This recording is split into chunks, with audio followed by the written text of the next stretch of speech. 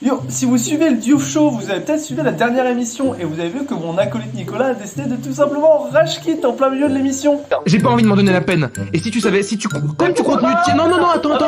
Comme tu continues de tirer la couverture à toi. Voilà, donc c'est pas possible de tenir un débat avec toi, c'est bon. Non, alors je m'excuse, moi je suis là pour débattre, je suis toujours là en bienveillance, j'écoute ce que t'as à dire, je ne te coupe pas la parole contrairement à ce que tu fais à chaque émission. Alors tu sais quoi, si t'as envie de tirer la couverture à toi, eh ben je vais te la laisser la couverture, je vais te la laisser tout seul et moi je vais me casser, d'accord? Comme tu l'as fait il y a 15 jours, je te laisse dans ta propre bouse et je te dis, tu sais quoi, je me casse. Voilà, ciao et merci de m'avoir écouté. Oh, la classe. La raison, on a trop de sponsors. Alors déjà qu'on remette les choses en place. Le Diouf Show a un besoin vital de ses sponsors. On est 93 employés dans cette aventure et avec l'inflation, bah oui, on doit trouver de l'aide financière. Et s'il n'est pas content, bah qu'il se casse chez Bolloré. Ça me surprendrait d'ailleurs pas qu'il le fasse déjà.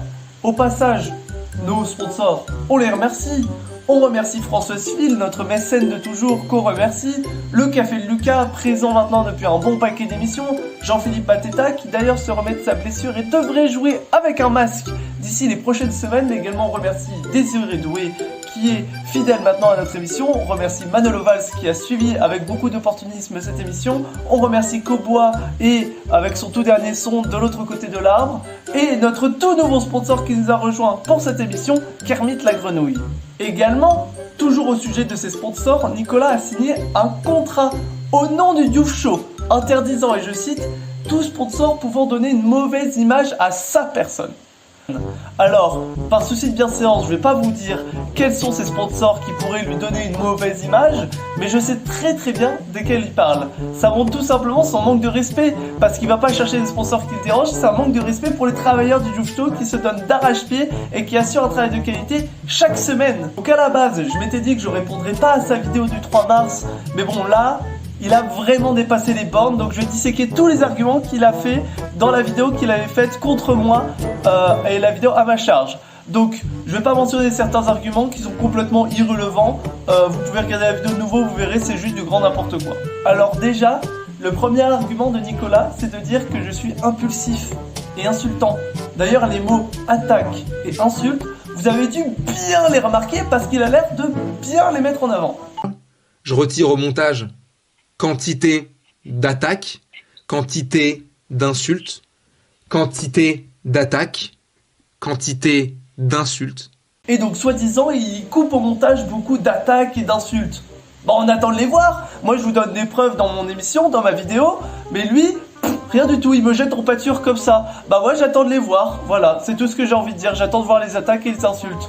Puis après, derrière, il me traite d'être impulsif. Hippolyte aussi, c'est quelqu'un de très impulsif. Dans la vie, mais surtout dans les émissions.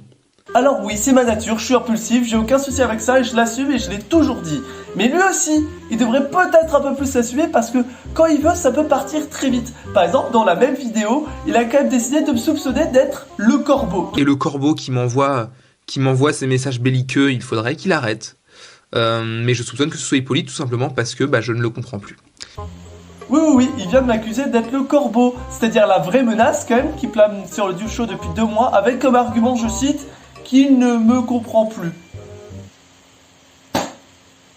Et puis bon, après il construit une image de moi comme quoi un mégalo qui ne pense qu'à lui. Le problème aussi, c'est qu'Hippolyte, il fait l'expert. Hippolyte, il vous dit, moi je sais, moi je. Il y a beaucoup de moi-je chez Hippolyte, mais il n'y a pas beaucoup de savoir derrière. Et puis bon, tout simplement, en parlant de ça, le mieux c'est de peut-être connaître l'avis de nos auditeurs. Donc j'ai demandé, ah bah tiens, l'avis il est comme le bien. On écoute tout de suite l'avis d'un auditeur qui est quand même vachement fidèle à l'émission. Ben voilà, ça fait plus de 5 mois que je suis le Diouf Show. Avec tous mes cafés, tous les mardis ou mercredis matin. Et j'en peux plus, je suis en détresse. L'arrogance de Nicolas est insupportable. Je n'en peux plus, je suis à 2 doigts des larmes après chaque café le matin. Et puis bon, en parlant de notre auditoire, il aime quand même beaucoup nous rappeler son émission avec Amaury.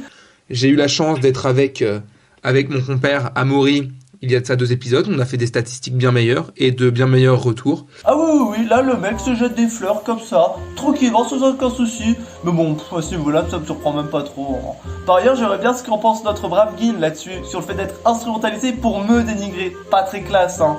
Mais bon, en même temps, selon Nicolas, toute l'émission, bah, elle dépend que de lui. Donc bon, à ce niveau-là... En fait, j'ai l'impression que tout repose sur moi. Donc selon lui, toute l'émission dépend de lui. Mais bon, en même temps, dans la même vidéo, tout début, bah, il est même pas capable de se souvenir du nom de l'émission la plus importante de la série. Voilà, tout simplement. On l'avait entendu dans la séance des condoléances. Oui, là, tout simplement, il vient de dire condoléances à la place des doléances. Le respect, hein. Mais bon, en parlant de respect, vous avez aussi parlé de ça. Donc voilà, déjà ce que je voulais vous dire, c'est que Hippolyte me critique souvent, notamment pour des retards au montage, pour des choses que je ne fais pas, pour des visuels que je ne mets pas. Mais le problème est que je ne suis pas le seul à être en retard. Et qui est-ce qui repousse à chaque fois les moments d'enregistrement?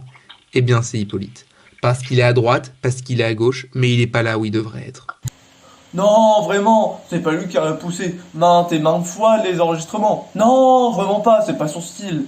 Et enfin, le dernier argument de Nicolas, c'est sur les remises en question. Ça, ce ne serait rien si Hippolyte se remettait en question et acceptait. Or, il ne se remet pas en question. Et bah là-dessus, j'ai quelque chose à dire. Parce que j'ai fait le dos rond, moi. J'ai arrêté les prises de position politiques. Je vais beaucoup plus dans le sens des choses qu'il me propose. Mais bon, il continue de me critiquer. Il y a toujours quelque chose qui ne va pas avec lui. Mais bon, à ce qui paraît, c'est moi qui crache dans la merde. Il ne se remet pas en question. Tout ce qui sort de sa bouche, c'est des gros mots, des insultes, de la merde par torrent, par litre. Hippolyte crache de la litre par merde et de la merde par litre. Et ça, j'ai beaucoup de mal. Et c'est pas ce que vous méritez. Alors pour cracher dans la merde, là il est bien placé vu la vidéo qu'il a pondue. Par contre, on est d'accord, c'est pas ce que vous méritez, clairement pas. Et là-dessus, bah je dois m'excuser, voilà. J'ai fait ce que j'ai pu, mais ça n'a pas suffi.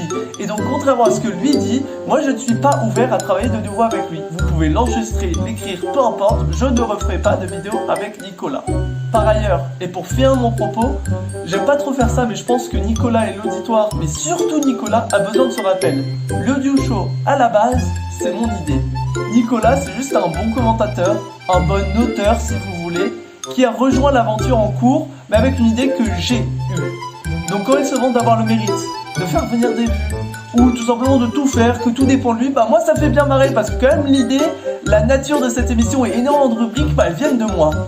Donc bon, pour vous le public, moi, j'ai un mot pour vous, et pour finir cette vidéo, n'oubliez pas qui a raison.